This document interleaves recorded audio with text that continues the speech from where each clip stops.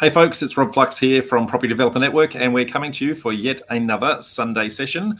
Today's session is all about surveying and all the different idiosyncrasies that happen in and around that space. And to help us today, we've got a very special guest. We have Luke Skelton from Veris. So Luke, mate, welcome to the show. Thanks, Rob. Thanks for having me. Mate, surveying is one of those things that is, I think, that one of the most underappreciated consultants that we actually have out there. And so what we're going to try and do today is we're going to try and deep dive into everything surveying to try and help our audience to understand how and when they should actually be engaging, what are the kinds of services they can actually ask from yourselves, and also what the hell you actually do. So, mate, before we go too far, why don't you tell us a little bit about Veris, a little bit about yourself, and why you're the person that we should be listening to today. Yeah, sure. Thanks, Rob. Yeah, so look, Veris is a large surveying business. We have over 550 people around the country and 15 offices. And it was set up quite a while ago. We've acquired businesses along the way.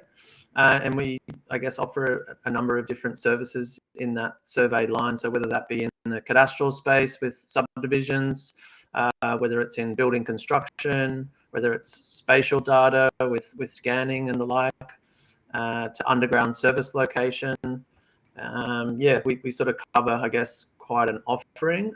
Also work with, planners and the like for development. So, yeah, I've been at Veris since May last year and have thoroughly enjoyed it as we sort of grow our team. We have 105 here in Sydney.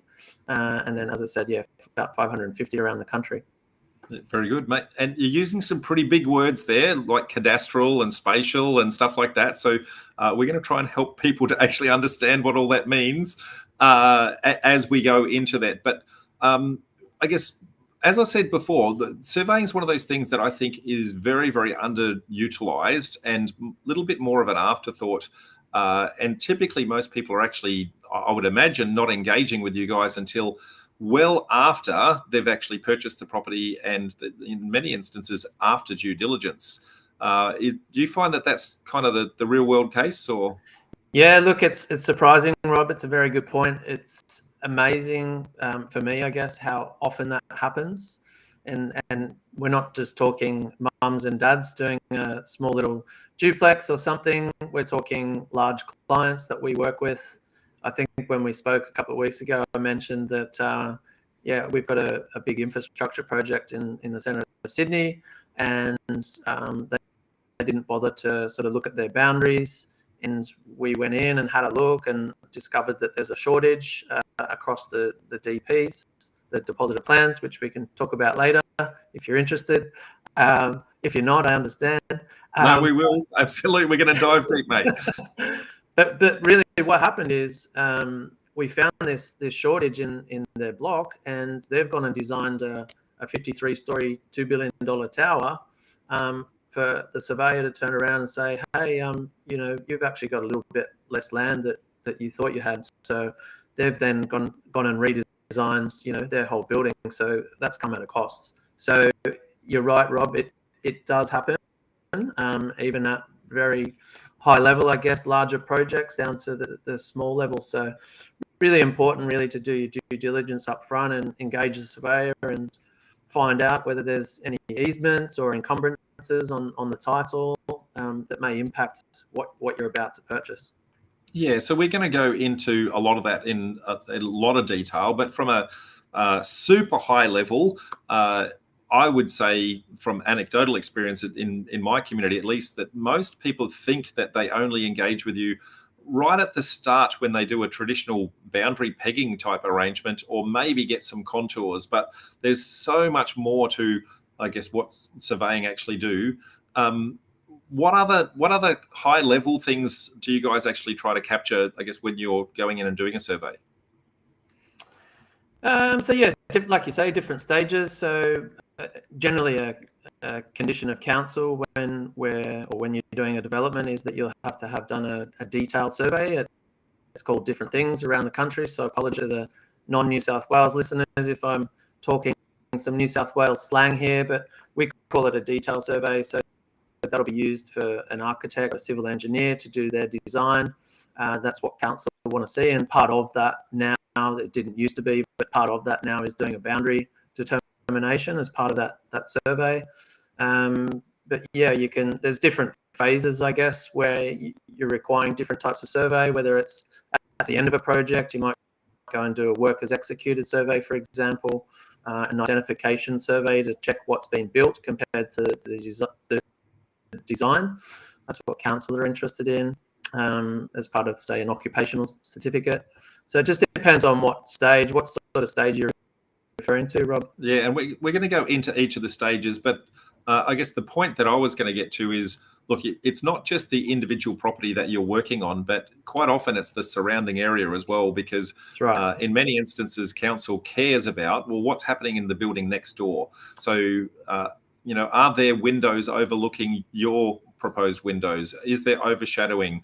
What are the height implications? All sorts of things like that. So you're capturing a whole bunch of stuff along those lines, aren't you? That's right. So part of that detailed survey would be exactly that. So it'd be neighbouring properties, whether that's to the side or the rear or the front, wherever it is, and it'd be capturing neighbouring ridge heights, windows, balconies, and for all the reasons that you said. And so quite often, as well as, I guess, producing a 2D plan, we'll also do elevations to show exactly that. Yeah, and then you're also capturing things like contours, which the architect is going to use for how they actually basing their property in the first place. Your civil engineer is going to be using them for, hey, can I get the appropriate amount of fall for my sewer and my stormwater and those sorts of things. But That's right. Even a contour is not necessarily a contour, because there's I guess the contour as it is today, and then there's also a thing called natural ground, which doesn't necessarily reflect what looks like is there today. So give us a little bit of insight about natural ground, mate. Yeah, so contours are important. Obviously, one of the biggest considerations, I guess, with that is drainage, how water falls to the street, to curb and guttering and things. But yeah, so ground level change over time as well. You often see that, especially, I guess, near coastal areas, there can be sand that gets built up. So you could do a detailed survey today and measure it again in a year, and you might actually find that your contours are maybe a little bit different, which is surprising. But yeah, so we're picking up all features that are on the land. So whether that be a building, a fence, anything like a stormwater pit, anything that's physical that you can see on the land is sort of what we locate. And there's also the fact that as humans, we interact with the land, and we'll put retaining walls and also things like that on there. So that when we're trying to put a new structure on, typically the height of that new structure is based on that natural ground that is meant to be there, not necessarily the retaining wall that we did to kind of lift everything up in the first place. It's important to be able to capture both of those, and each council jurisdiction is going to deal with that slightly differently.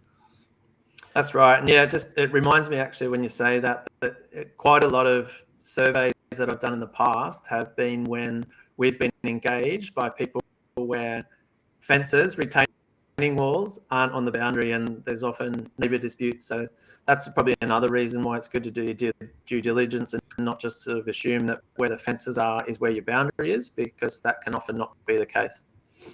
Yeah, we're going to dive into the different times that we use yourselves and the different issues and challenges identified as we go. But probably the first one is when they go to the different portals out there, so that the planning portal or the council's portal or the sales research portal in there, every single one of them appear to report a different number of square meters for the property. Mate, what is the actual truth, and why is everything different? Yeah, no, it's a good point, Rob. Look, even strata plans that we do aren't necessarily the most accurate thing in the world, which you would think that they should be, and I think they should be, but we actually only have to quote to the nearest square meter. So you've already, got a little bit of discrepancy there. You'll find estate agent plans that they use is very different to how we would measure. Some of the council and government sort of websites where you can obtain data from is very different. There's something called a digital cadastre database, a DCDB, where people can sort of access where their boundaries are, but that's not accurate at all. but people can interpret that and use that and think, okay, that's where my boundary is. And yeah, so there is lots of discrepancies around boundary positions, and that's probably why the best way is to engage a surveyor. Well, one of the anecdotal ways that I kind of understand this, it really comes back to how surveying evolved over time and the technologies that have actually changed over time. We're going to talk to some of the technologies in a sec, but back in the day, you guys started out by using a thing called links or chain links. Yes. So two sticks with a whole bunch of chain links in the middle, and you'd measure how many chain links. And so I can imagine going back when we were, Barney Rubble was a boy, doing that sort of thing. A chain is going to go up and down over bumps in the terrain, and sometimes if you don't pull it straight, I can imagine somebody counting X amount of links, losing count along the way. I can imagine all sorts of things like that might have actually happened. Does that explain a lot of the discrepancies that are sitting out there, or? Yeah, it's a good point, and it's interesting that you know about chains, Rob. But I guess it wasn't that long ago that we were using chains.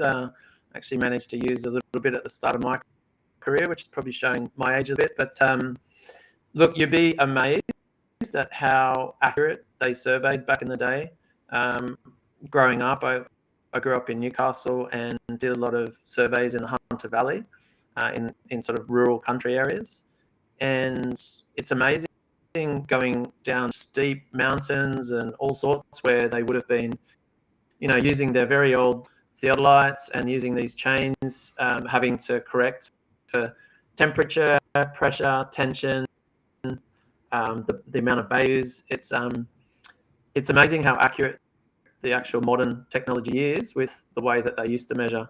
So yes, there might be some small discrepancies, but we're only talking tens of mils, not hundreds of mils. Well, that's reassuring, mate. But it might explain some of the differences between the different tools that or different reporting mechanisms that we actually get hold of. So it's super important that we always get the actual accurate measurement of that square meterage right up front in the due diligence stage, so that you don't make what was it, a $2 billion mistake? Yeah, exactly. No, it can be costly. So very, very costly. So let's go into some of the different technologies that are actually out there and that you guys use. We started off with chains, but I guess as surveying has evolved over time, the way that you do things has evolved, the speed and accuracy and that sort of thing. And I would imagine that not every surveying company uses all these different technologies. So I want to talk to them so that everyone knows, hey, what actually can be done. And then when they're engaging with a surveyor, they can actually have a fair understanding, knowing what they're trying to do, whether or not that surveying company actually has that technology available to them, whether they're going to be the most cost effective and time effective in actually doing their work. So let's start with the one that most of us are actually used to, and that's a thing called a theodolite. We're used to watching people staring into this little box and looking at mirrors on the other side of the street or something. What is a theodolite, mate, and how does it work, firstly? Yeah, no, good question. So, look, I guess to make it, I'll dumb it down because I probably forget all the technical parts and things that I learned at university, but basically it measures bearings and distances and heights. So when we're out on the ground, we're looking for known points to start our survey on, which there's many around the country. And once we find two of those marks, we then, I guess, have an easting and a northing and a north. And so we know a bearing and distance between. And what those instruments do is that, yeah, they turn an angle. So that enables us to, anything that we're measuring to, enables us to determine an easting, northing, and level of that particular point that we're measuring to. So there's different technologies and different types of instruments that we use, but we sort of refer to theodolites now as total stations, which is basically a theodolite with a EDM, electronic distance measurement, and it can measure with laser. It can measure in a few different ways. But yeah, a lot of the modern instruments now are what we call robotic, where one person can use them. The instrument is smart enough to track where you are. So where you used to probably see teams of 2 people as a minimum out doing a survey, you'll now see one with these modern instruments. So yeah, there's obviously lots of other types of instruments, but in terms of those theodolites, yeah, they're great pieces of equipment, and certainly have made my job a lot easier sort of now than certainly when I started. Yeah, and it uses, you touched on uses laser. So it uses a technology called LiDAR, which is a little bit like a radar. Everyone's familiar with radar being a ping that happens in a submarine, and it bounces back. But rather than sound, you're using light, and laser being the light, and you know exactly what the speed of light is. So if it takes X amount of microns of a second to get to one end and then reflect and come back, then you can actually measure how far that is. That's fundamentally how it works, doesn't it? Yeah, that's right. And so we can sort of, let's say we're out the front of a house and we're picking up a house, we can pick up the corners of those houses as quick as we can sort of observe it, press a button, it'll give it not instantaneous, but within a second we'll get a measurement. So it's as quick as that. Whereas, and maybe you want to come on to, but whereas a scanner can sort of blast out thousands of points at a time and capture a lot more information. But there's also a lot more processing time involved with the use of those types of what we call terrestrial scanners. Yeah. So from a LiDAR perspective, you've got obviously that built into your theodolite to start with, but LiDAR is also built into satellites. So it can measure, entire cities from a height perspective. I can imagine, I guess the reflection that they get back from those things. Sometimes it's bouncing off a tree, sometimes it's bouncing off the ground, sometimes it's bouncing off the roof. So there's levels of accuracy depending upon the source of that. But you mentioned to me previously that now they've actually taken the same technology and you're putting that into drones and UAVs so that you can, I guess, I'm assuming, navigate around those obstacles that are getting in your way. Yeah, that's right. Look, LiDAR is quite good. It can penetrate vegetation. It can't be really thick vegetation, but yeah, we'll use drones where it's difficult to access areas. We've actually just done one last week where we flew along a river and we've captured. It's part of a project where they're going to be installing boardwalks and things. So they want to be able to use the end deliverable to measure things and understand tidal movements and things, so they know where to position these boardwalks. But yeah, in that instance, we can fly with a drone and we can access areas that we can't on foot. So yeah, great technology. And at the end of the day too, sometimes that type of technology can reduce the time involved. So it therefore reduces the cost for our client. Very good. And then you did touch on momentarily, but we'll kind of go into it a little bit deeper here, a thing called a terrestrial scanner, which is a little bit more of a throwing thousands of light points out at the same time. So what would you use, I guess, a terrestrial scanner for? What's the perfect use case for that? Yeah, look, it's certainly not my specialty. I'm a registered surveyor, so I deal in the cadastral and property space, so subdivisions and stratas and whatnot. But I do sit alongside our spatial team and overhear their conversations. So probably know just as much as you, Rob, maybe. But look, I guess a good case use is a job that we're actually doing in Sydney at the moment. We've gone and done a typical detail survey that I've sort of explained before that we would do for submission to council as part of their DA. Council have come back and said, hey, that's great, but we want to see the neighbouring buildings 2 blocks behind. So we've got one sort of large building, which I think is around 12 to 15 stories, and then the next block is around 30 to 40 stories. And they want us to pick up every single window, floor levels, balconies, a whole heap of stuff. To do that with a traditional total station, as I said, when you're going to pick up 1 point, it takes a couple of seconds. you can imagine that, yeah, a 40-story and a 15-story building, and they're probably 100 meters, 150 meters in length. It's going to take a long time. So to do that with a terrestrial scanner, which is much like a total station in probably the way you look at it, if you're driving past, the only difference you'll probably see is that they're a little bit bigger. They're probably 300, 350 wide. But yeah, like you said, Rob, they shoot out a heap of points, and that can all be captured in a point cloud. And from that point cloud, we can extract all of that data, clean it up, and create a 3D model. So it's a much more efficient way of collecting data, that we can do a lot more time critical, which in this case, this client sort of needs to crack on with their DA and get the thing in. So that's, probably saving them, only a guess here, but probably saving them about a month of survey in the field that we can capture probably within a couple of days. There is a lot of processing that goes behind that. So over probably the course of a week or two, we'd be able to deliver a plan versus possibly 4 to 6 weeks. So yeah, very good. smart And then technology.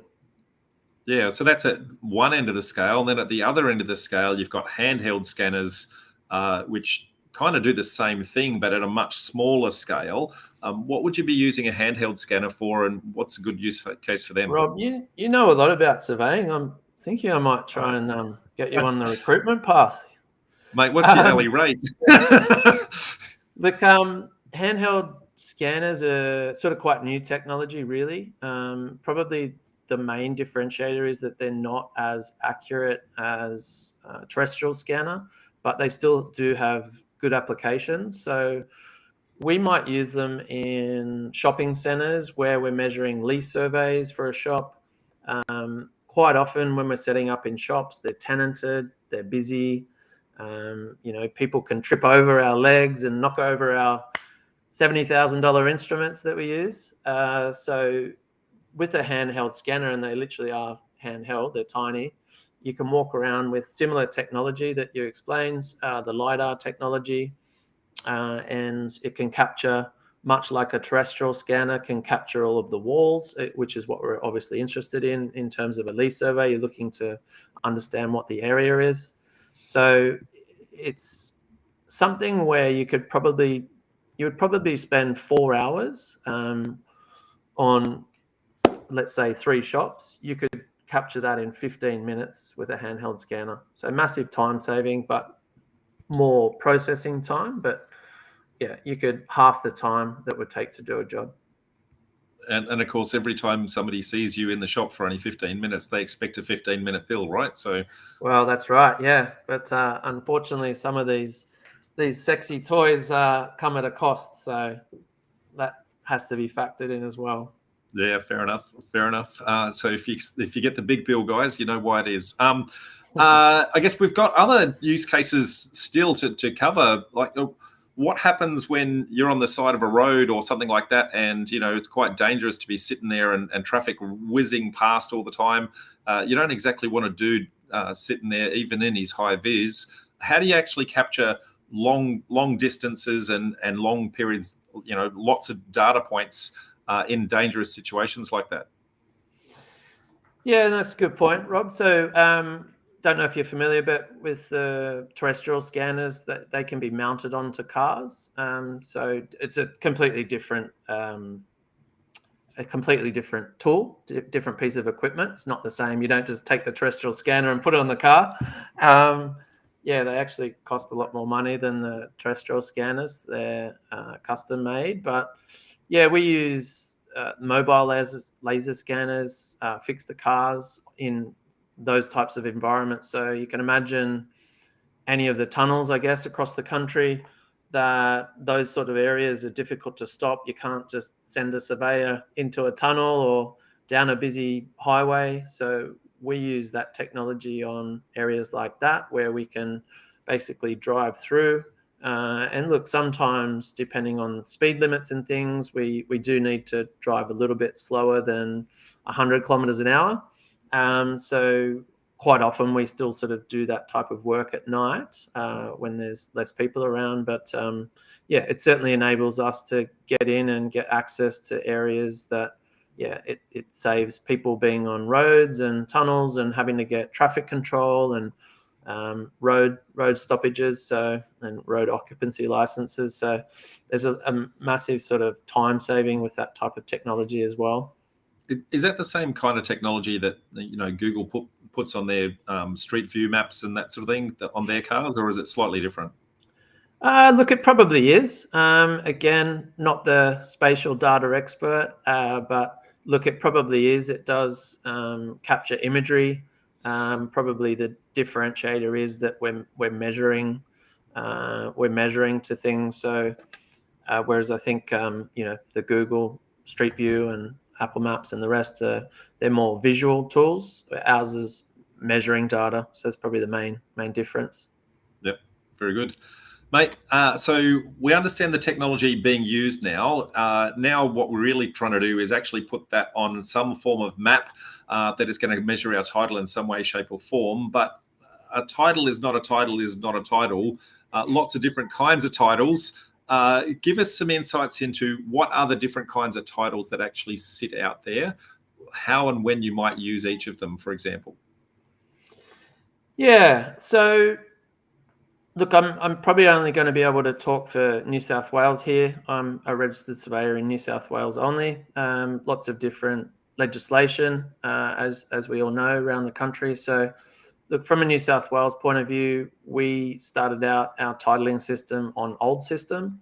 It was the first one that was developed, and there's still a lot of old system, guys. That's the official name, old system. Yeah, good name they came up with, isn't it? Yeah.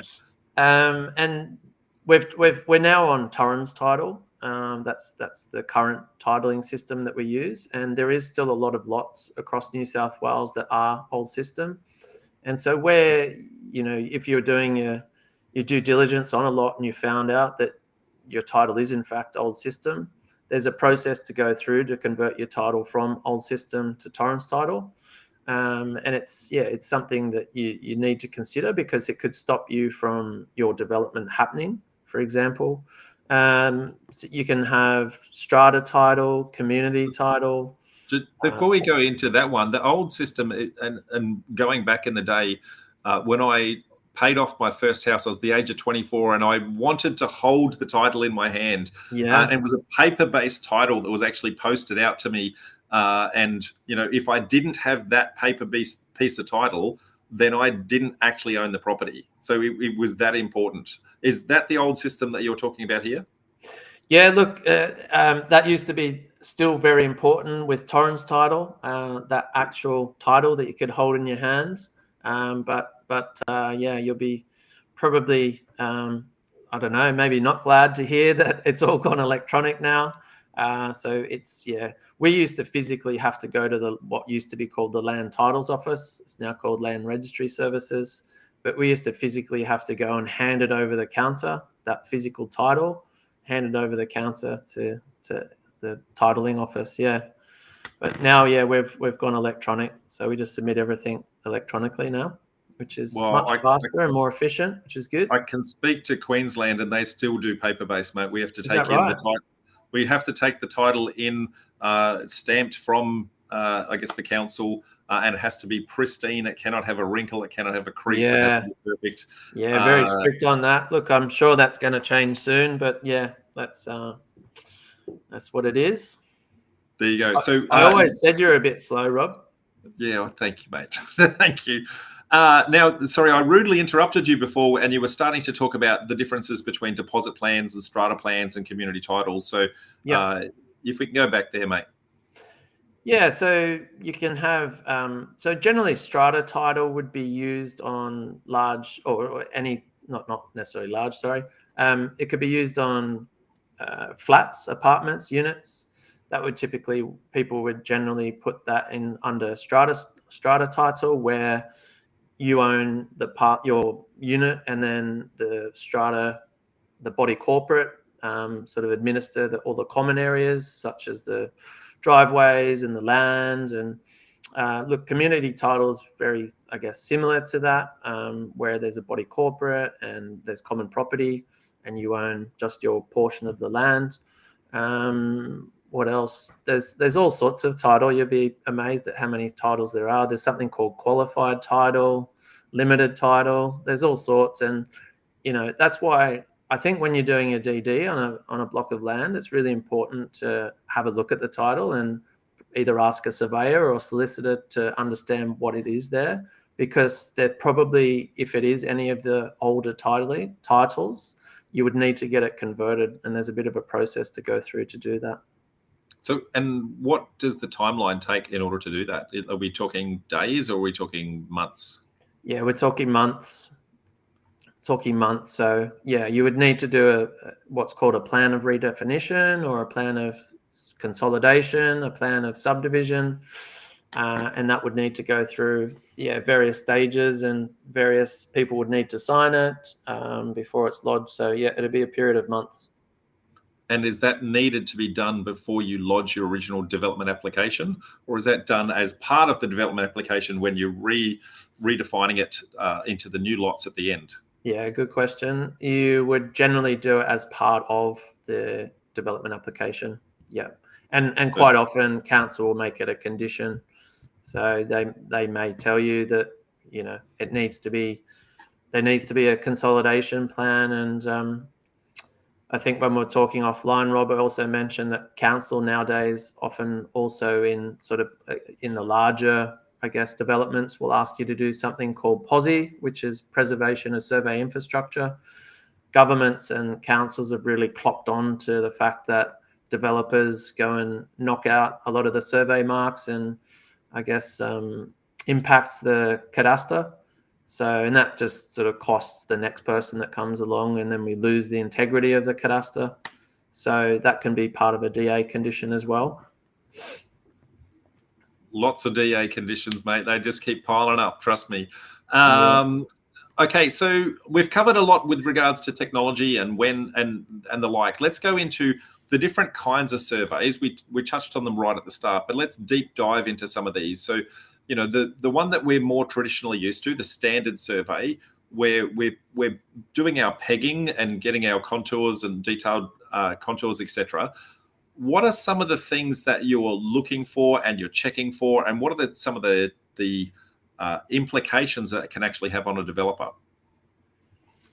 Yeah, so the main thing is that, I guess, first of all, we're looking at the title to understand, what is the subject lot, what's the subject deposited plan number, what easements are on the site, what covenants are there. So we have a deep dive on what's on title and talk to the landowners to whether they're aware of all of those things. Possibly, there may be things that they need to extinguish or release from that, such as there might be a redundant easement for a pipeline or whatever it is. Maybe it's a redundant pipeline. So we look at those types of things. But yeah, when we're in the field and measuring the land, the biggest thing is we're checking that the dimensions of what's on the lot are actually correct. Because what happens is that with a lot of the older DPs especially, you can find, as I said earlier, you can find a shortage or an excess. And whilst you might think that your lot is 20 metres by 30 metres, it actually might be 20.1 or 19.8, or, it might be out by, it can obviously be anything. It might be perfect, it might be correct, but it's important to know, obviously, from the outset that, the area of land that you've bought is as per what you have on the plan. And look, sometimes that can have impacts on your actual development application, because sometimes council have a minimum lot size that you need to conform to, and 10 centimetres along the entire length of a boundary adds up, and so that can sometimes be the difference between, hey, do you get that extra dwelling onto the site or not? Exactly. And yeah, it's, as I said earlier, with that sort of example that I gave in the city, you don't want to do it as an afterthought. You don't want to have done your design for your building and then find, oh, hang on, the boundary is actually this way, 200 mil, which means that my water boundary offset that council have said is supposed to be 900 mil. now we need to push the house back and redesign and get the architects to redraw the plans. So it can have a knock-on effect. So yeah, they're the main things. Like we're looking at the boundaries and the title. In terms of a detail survey, we're just sort of capturing everything that council would require. So looking at anything that's on the land and then the neighbouring properties. So all of that's sort of fairly straightforward, I guess. It's probably the unknowns come from the actual boundaries and the title. Well, the most common unknown on the boundary is the fence in the right spot? Are you in someone else's property or are they in yours? Because that in itself can create some conflict with your neighbour, and clearly some additional cost in actually relocating the fence in the first place. But how often would you say that the fence is actually where it belongs? Yeah, no, it's a funny one. It's amazing how many surveys I've done, I guess, over my time as a surveyor, where you get neighbour disputes. The fence is here, the boundary's here. Yeah, it's amazing how often there can be disagreement. And probably something to note is that where fences are older than 12 years on a subject lot, that can actually change your boundary. You've probably heard of adverse possession, Rob. I'm taking it. I have, otherwise known as squatters' rights, depending upon where you are. Yeah.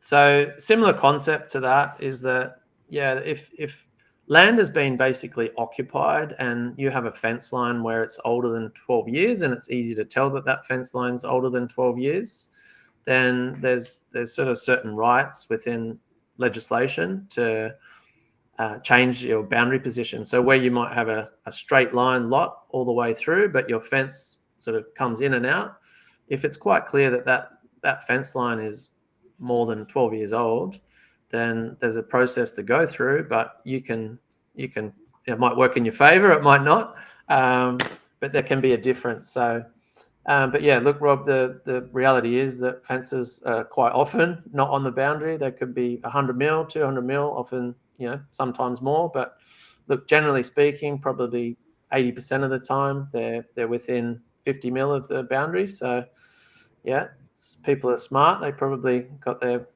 surveyor to mark the boundaries and get their fencer to put the fence in off the boundary pegs. Yeah, but you've highlighted the key thing.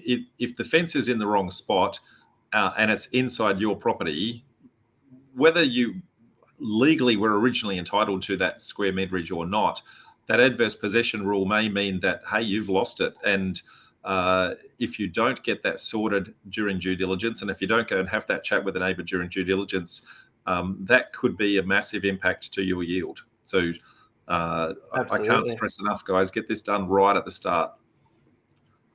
So some of the other things that you're capturing at that stage, the contours. So we touched on that before. So there's, I guess, the natural ground and the current contours.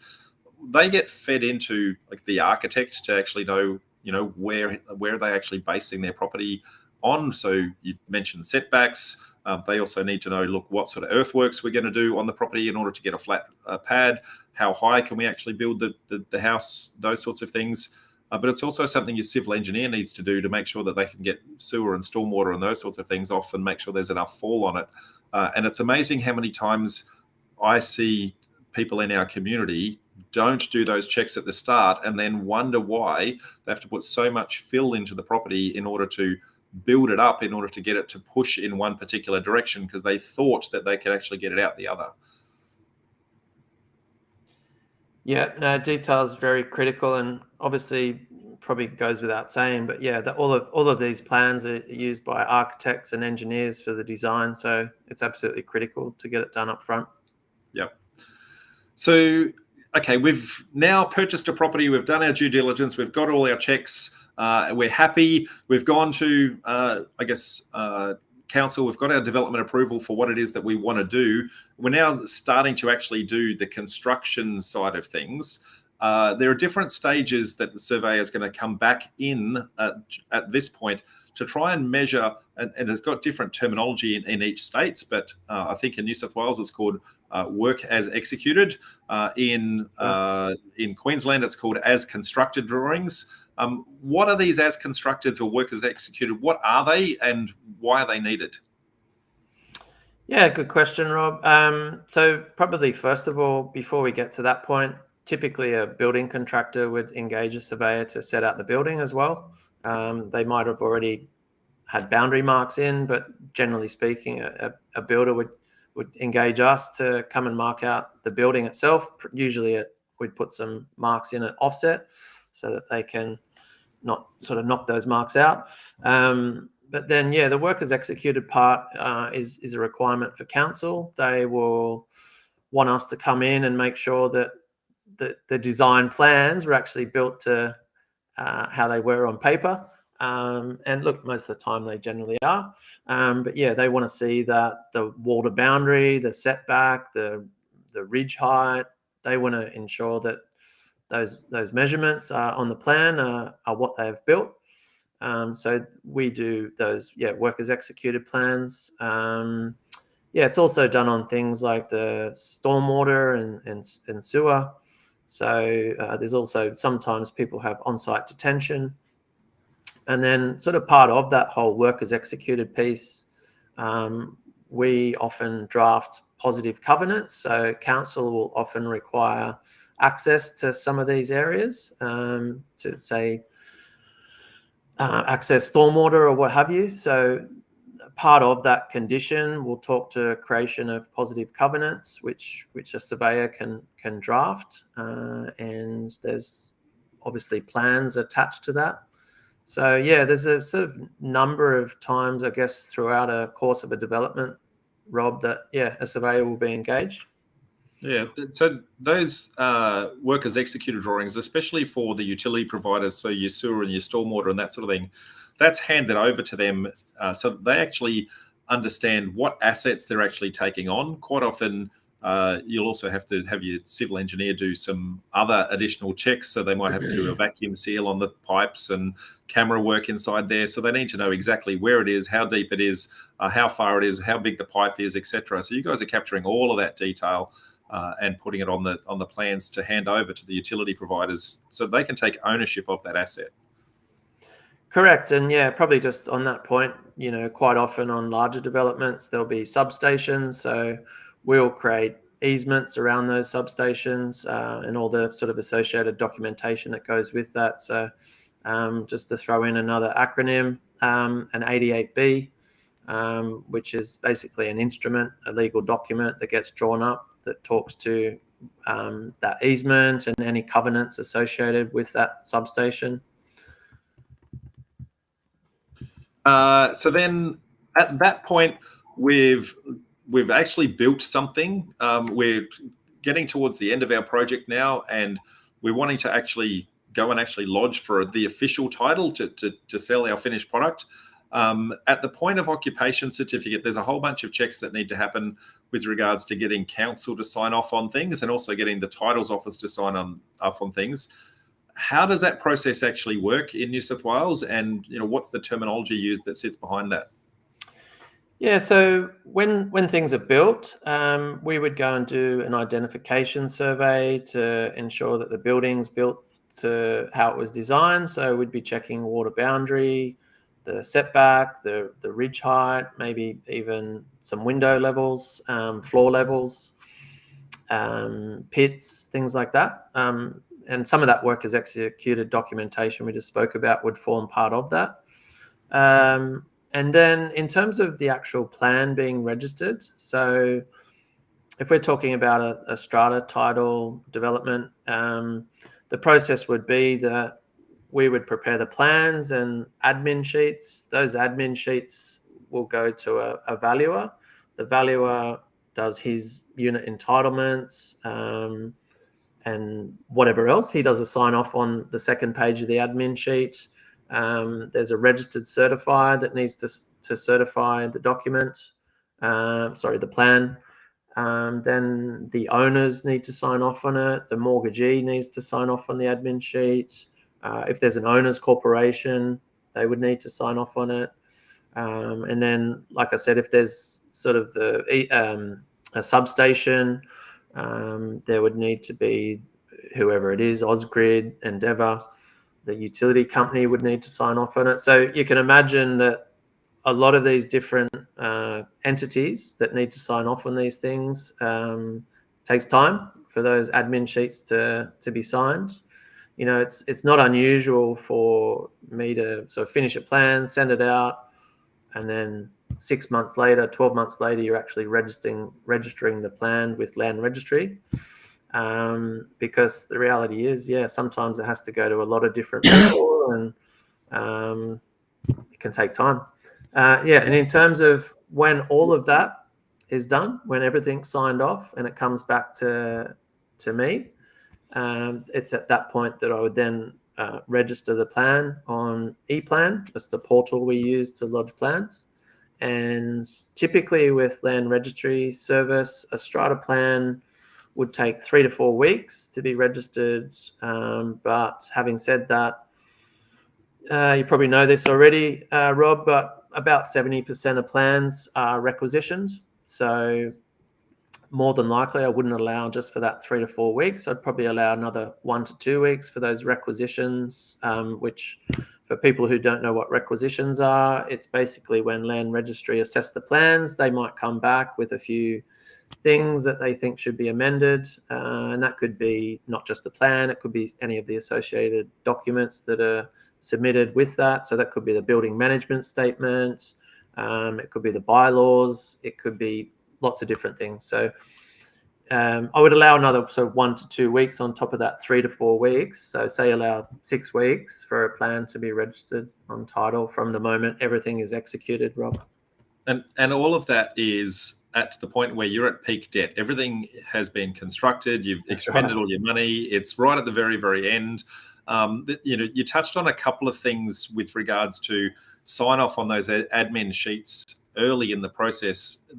Quite often those independent authorities are going to take their time in actually signing those off. So getting prepared and doing that first, probably the biggest one that I see people completely underestimate is getting, you referred to them as the mortgagee, but the bank, right? So getting the bank to sign off, because effectively what is about to happen is they've got a mortgage on a property which might be a single title. You're about to tear that title up and reinstate that with multiple other titles. So they have to take their mortgage off the first one and they have to put it on all the second, third, fourth, whatever it is that you're actually creating. So they need to approve that that's actually going to happen in order to protect their loan.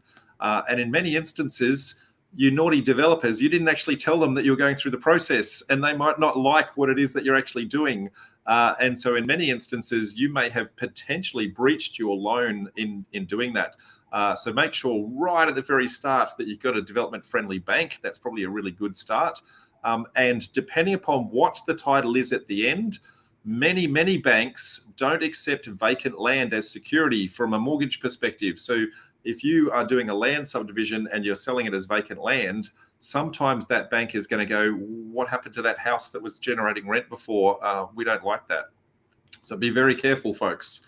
Probably one that you guys don't see at your end, Luke, but that certainly is, before you get to sign that off, that's one that catches a lot of people out.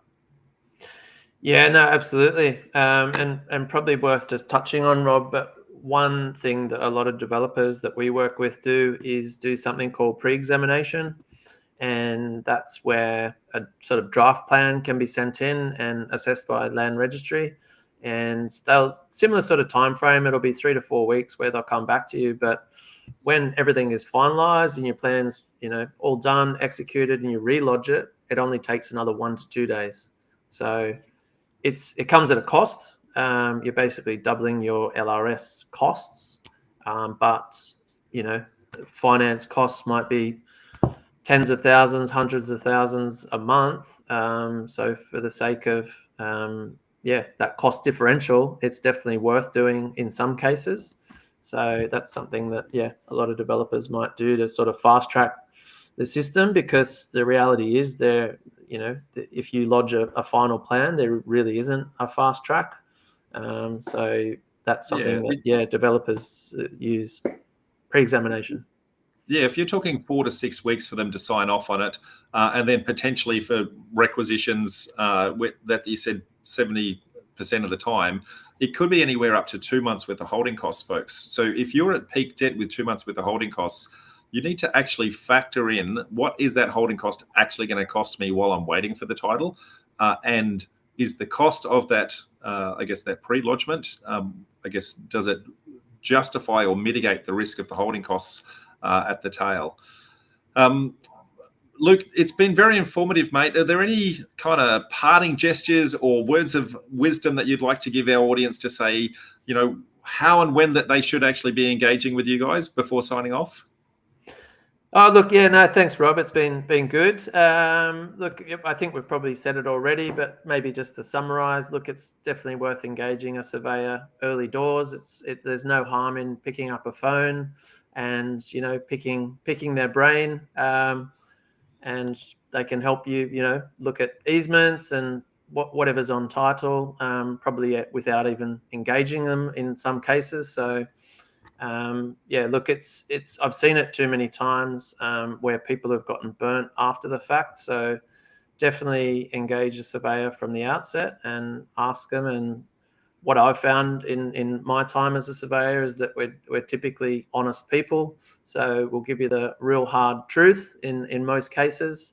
So we'll let you know the timings of when you should engage a surveyor. If it's not now, it might be down the track. So yeah, definitely reach out to your local surveyor, and they'll be happy to assist.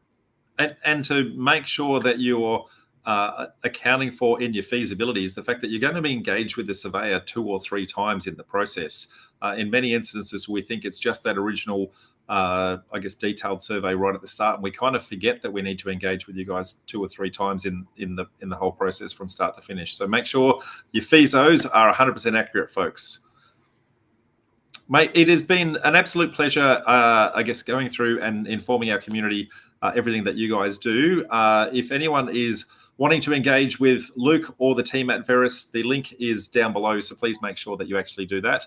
And until next time, folks, I'm going to say bye for now, and we'll see you on another Sunday session or at one of our upcoming meetups. So thanks for your time, Luke. Thanks, Rob. No worries. Bye.